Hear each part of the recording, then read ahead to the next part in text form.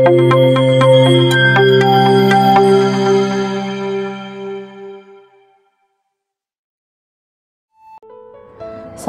warahmatullahi wabarakatuh. Alhamdulillahirabbil alamin. Assalatu wassalamu ala asyrafil anbiya'i wal mursalin wa ala alihi washabihi ajmain, amma ba'd. Alhamdulillahirabbil alamin. Segala puji syukur kita aturkan kepada Allah Subhanahu wa taala, karena berkat rahmat, taufik dan hidayahnya lah kita masih diberikan oleh Allah nikmat iman, nikmat sehat, nikmat kesempatan, dan juga nikmat kesehatan.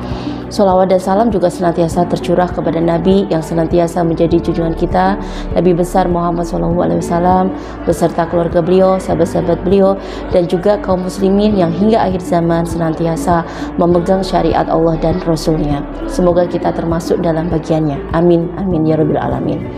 Alhamdulillahirabbil alamin. Perkenalkan, saya Dr. Hastin Umi Anissa, SCMM, sebagai Ketua Pusat Kajian Ekonomi Bisnis dan Kewirausahaan di Universitas Lambung Mangkurat Banjarmasin. Di sini saya ingin menyampaikan atau berbagi terkait dengan pengangguran di tengah bonus demografi. Seperti kita ketahui bahwa bangsa Indonesia tahun 2020 sampai dengan 2030 nanti akan mendapatkan bonus demografi, yaitu usia produktif sekitar 170,9 juta sampai dengan 180,6 juta jiwa, di mana bonus demografi ini adalah usia produktif di negara Indonesia yaitu berkisar antara 14 sampai dengan 64 tahun yaitu berusia produktif. Kalau dilihat dari total jumlah penduduk Indonesia, maka 70% penduduk Indonesia itu adalah usia produktif. Sisanya 30% itu adalah usia yang tidak produktif.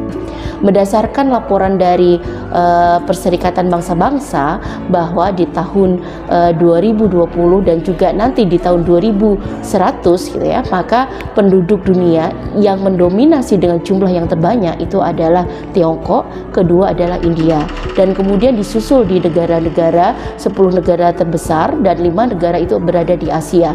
Salah satunya adalah Indonesia, selain dari Bangladesh, Pakistan ya, dan juga kalau di Afrika itu adalah ada di Nigeria.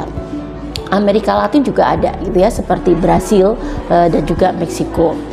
Kalau kita lihat bahwa bonus demografi yang dimiliki oleh Indonesia, ternyata ini juga kita berada di tengah-tengah pengangguran yang juga cukup meningkat.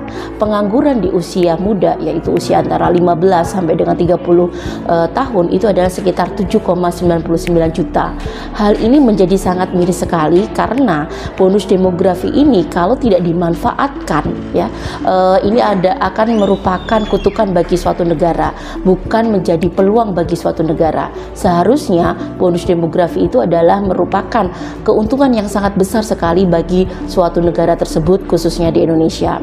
Kita ketahui bahwa Indonesia memiliki sumber daya alam yang sangat melimpah, baik itu dari sisi tambang, batu bara, kemudian minyak bumi, dan juga dari sisi kehutanan, laut, pertanian, dan lain-lain.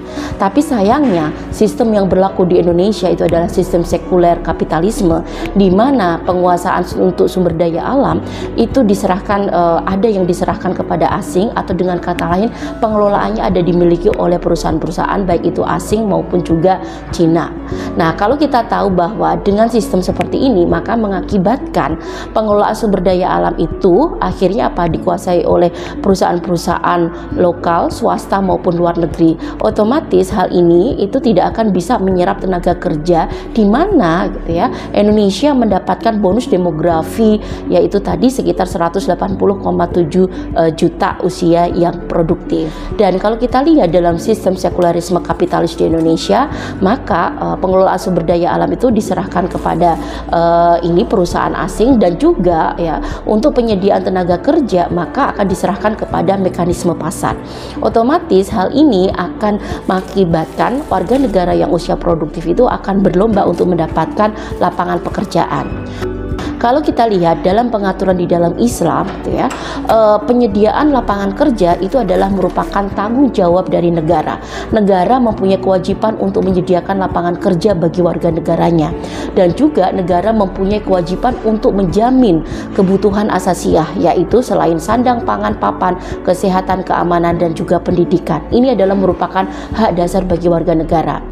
Tetapi kalau dalam negara dengan pengelolaan secara sistem sekuler kapitalisme, maka penyediaan kebutuhan asasiah bagi warga negara itu sesuatu hal yang mustahil.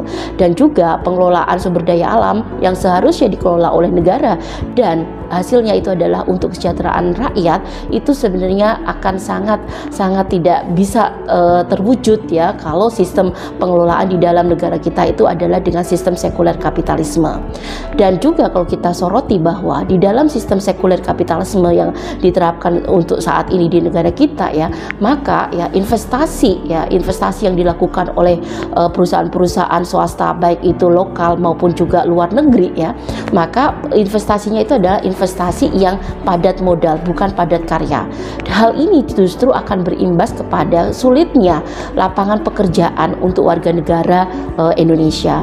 Oleh karena itu seharusnya dan sudah saatnya kita tidak lagi menerapkan sistem sekuler kapitalisme dan kita kembali lagi kepada sistem Islam, sistem yang berasal dari aturan dari Allah dan Rasulnya yang sudah secara lengkap menyediakan aturan untuk bagaimana yang memenuhi kebutuhan dasar bagi warga negaranya.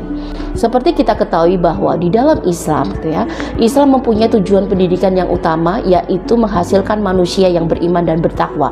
Tidak hanya dia pintar, bahkan hanya untuk mencari pekerjaan ya. Pendidikan di dalam Islam akan menghasilkan generasi yang dia itu semakin beriman dan bertakwa kepada Allah, takut kepada Allah, sehingga di dalam kehidupannya pengelolaan sumber daya alam dan juga hartanya akan didasarkan kepada aturan Islam, sehingga tidak akan ada terjadi penguasaan sumber daya alam hanya ada pada segelintir orang atau kelompok tertentu. Oleh karena itu Islam sudah mempunyai aturan bagaimana bonus demografi atau misalnya suatu negara di mana diberikan kelimpahan atau jumlah penduduk yang usia produktif yang banyak, yaitu tadi ya kalau di Indonesia sekitar 70%, maka ini akan bisa dimanfaatkan semaksimal mungkin sehingga tidak hanya sekedar mereka mencari atau berjuang untuk bisa hidup sejahtera atau untuk dia mencari pekerjaan, tetapi lebih dimaksimalkan lagi perannya, karena usia produktif ini adalah usia yang sangat-sangat menentukan kemajuan suatu negara gitu ya. Oleh karena itu usia produktif ini harus juga didukung dengan pendidikan yang menjadikan mereka generasi yang beriman dan bertakwa ya, takut kepada Allah, sehingga ketika mereka menjalani kehidupannya itu akan benar-benar bisa memanfaatkan alam yang ada dan juga hartanya, pengaturan hartanya itu sesuai dengan Islam. Oleh karena itu sudah saatnya kita kembali kepada sistem Islam yang mempunyai aturan secara holistik yang mengatur manusia mulai dari sistem ekonomi, politik, hukum, sosial dan lain-lain, sehingga kita akan layak hidup sepatutnya sebagai seorang manusia, sebagai khalifah Allah yang sudah dikaruniai oleh Allah, yaitu sumber daya alam dan seisinya. Terima kasih. Assalamualaikum warahmatullahi wabarakatuh.